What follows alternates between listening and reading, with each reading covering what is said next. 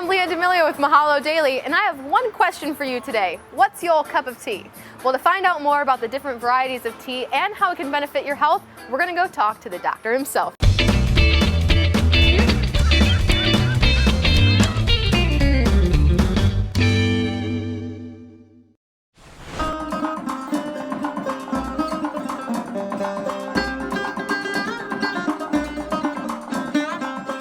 So Dr. T, tell me a little bit about your background and how you got into the tea business. Sure, I would love to, Leah. My background, well, goodness, you know, at age 53, I've got a tremendous amount of background, but in terms of tea, I was addicted to caffeine from coffee 18 years ago, and I decided to pick up tea instead of coffee.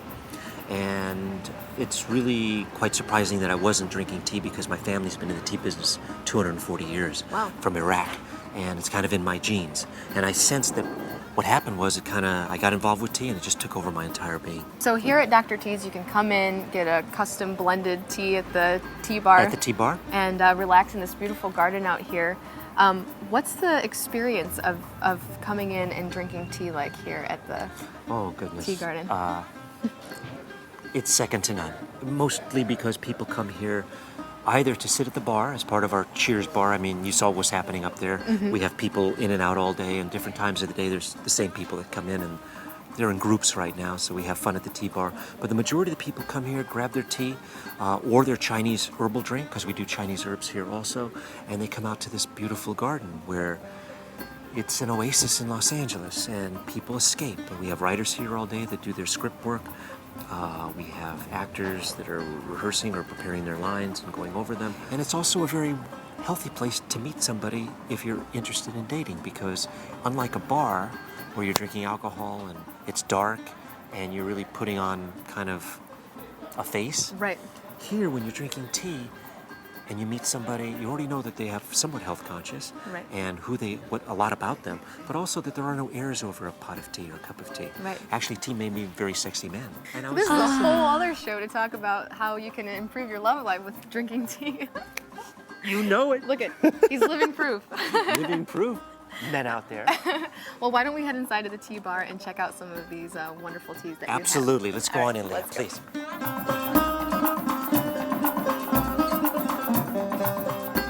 Okay, we're going to start off with the basics and just learn what are the differences between the different types of teas: green, black, white, and oolong. Absolutely. The most important factor everybody needs to understand about tea is that it all comes from one plant. The plant is called Camellia sinensis, and affectionately referred to as Cami by me, and Cami produces all four varieties of tea. So what is white tea?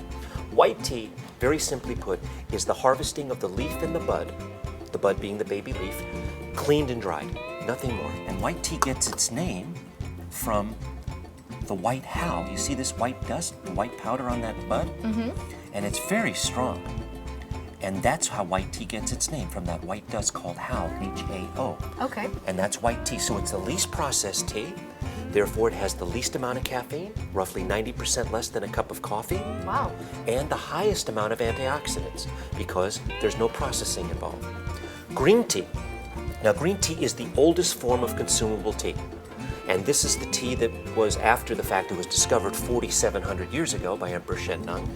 This is the tea that got produced for the majority of the world. Green tea is a lightly processed tea. So what happens is the leaf and the bud is taken to the plantation, it's cleaned and dried, and then in China, they throw the leaves into a big wok.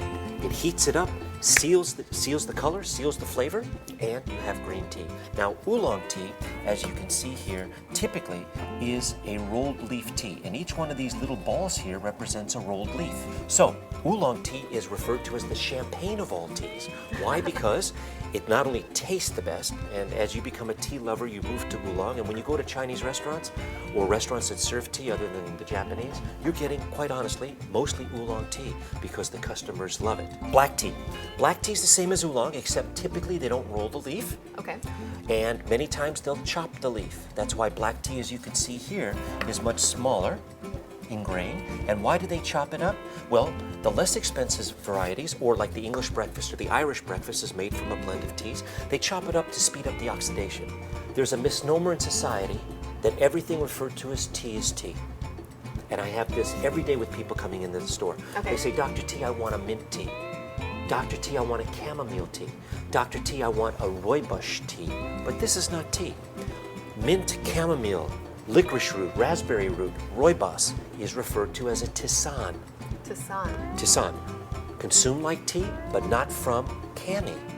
Right, it has to be from cami. Has to be from cami. tea. So if you want to get your health benefits, you have to be consuming white, green, oolong, and black tea. Okay, so now we understand the basics between the different types of tea. Right. Let's talk a little bit about the benefits of drinking the teas. Now, you just mentioned that it's a very slight difference between the antioxidant level in white versus black tea. Right. But what sort of benefit is there to drinking tea, say, instead of coffee? What's different between tea and coffee is the following. Coffee has nothing to thwart the harmful effect of caffeine in the brain. I won't get medical, but if you can read my book, The Ultimate Tea Diet, you can learn a lot more about it. Tea is one of 2 plants in the world that contains L-theanine. L-theanine, which I consider to be the miracle ingredient in tea. Why? Because it counteracts caffeine's harmful effect in the brain. Lastly, coffee has antioxidants, but not nearly as the amount of the antioxidants found in tea. The main antioxidant found in tea is epigallocatechin, epigallocatechin. Can you repeat that for me? No, I can't. But easily referred to as EGCG. Now, something very important about tea that's recently been published, and I know all the tea companies are coming out with it, and that is that tea is a hydrate. Tea hydrates the body, just like water is a hydrate. Right. However, water doesn't have antioxidants. Water doesn't have L-theanine. So, if you want to get your 6 to 8 glasses of water in a day, like every doctor tells you, now you can have 6 to 8 cups of tea a day. Listen to Dr. T. Start your journey towards good health, 1 cup of tea at a time. Well, I certainly learned the benefits of drinking tea, and if you want more information, you can visit Dr. T at teagarden.com. For Mahalo Daily, I'm Leah D'Amelio. We'll see you next time.